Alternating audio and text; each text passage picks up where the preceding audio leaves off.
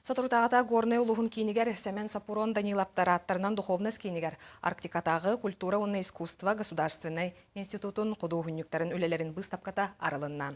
Арктика бұстапка улусолық тоқтырын сәңәретін ұлланна Семенова Салгар.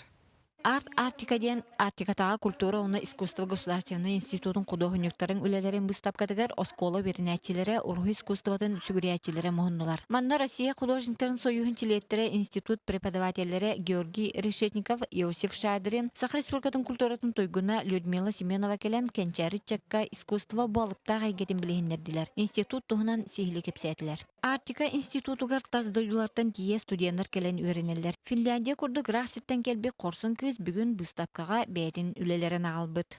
Узнала о институте через интернет. И там уже знала, что в России вообще круто рисуют. И хотела одновременно изучать русский язык. И люблю, как север. И, честно говоря, мне было тоже интересно узнать, как можно жить, если зимой минус 50 градусов.